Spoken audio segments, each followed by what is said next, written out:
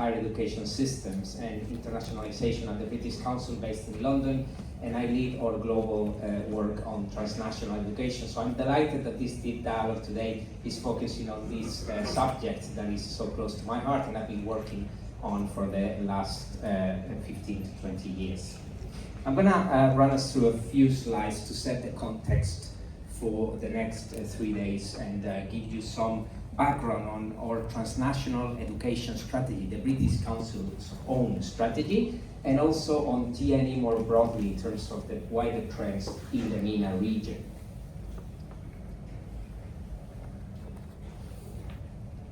Here's our agenda for today.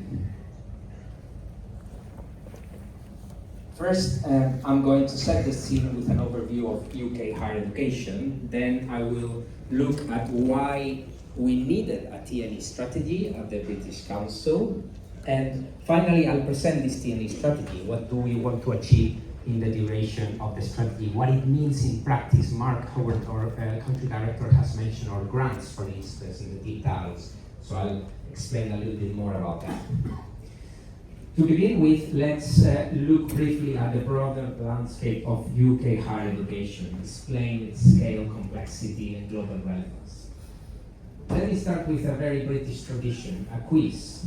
Can you guess how many higher education institutions there are in the UK at present? Who says 148? Raise your hand. A few. Who says 213? Raise your hand. I think there's probably a good 30% more. And 260. Who says 200? Oh, I think that wins it by a vast majority. Well, I'll tell you in the next slide.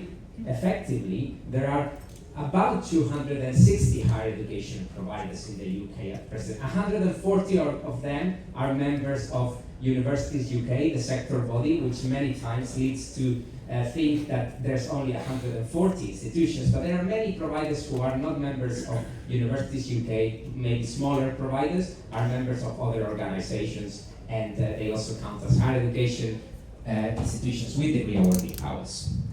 So, how is the UK higher education system in scale? Well, it's made up of 4 distinct systems to start with. We have the English, Scottish, the Welsh, and the Northern Irish higher education system, but they all work with strong and common frameworks, as we'll see in the course of the presentations today. The sector includes 260 providers that host around 2.7 million students. This, taken to the scale of Egypt, will probably seem rather small and provincial, but for a country of the scale of the UK, it's quite significant. About a quarter of all students are non-UK international, and I think this is a crucial point and also very distinctive of the UK. At postgraduate level, that rises to 45% of all students are non-UK international students, many of them from the MENA region. And the system employs about 400,000 staffs, of which 1 out of each 3 are also non-UK. Many brilliant academics come from Egypt and the MENA region more specifically. The UK remains a global leader in international education as well. We have about 730,000 international students coming to study in the UK every year, and about 650,000 students who access a UK education outside through TNE. We're also the world's 4th largest producer of research publication, more than 60% co-authored internationally, which is very significant. The only aspect in which we're not doing so well is probably outbound mobility. Only 3.5% of our students have an experience outside of the UK, and this is something we're trying to address. You may have heard an announcement that the UK intends to reassociate to Erasmus, for instance, and we have other mobility schemes such as the Turing scheme and TIFE that go in this direction.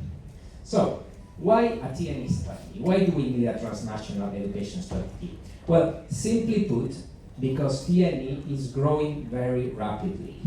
It's becoming more complex and is increasingly central to the UK's international education engagement. We need a strategic approach that reflects these new realities. The UK